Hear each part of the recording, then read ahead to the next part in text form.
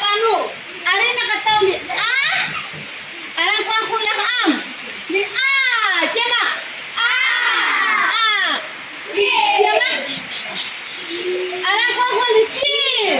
Utarang ko ang arang ko ang an. Ni emen. Ni jema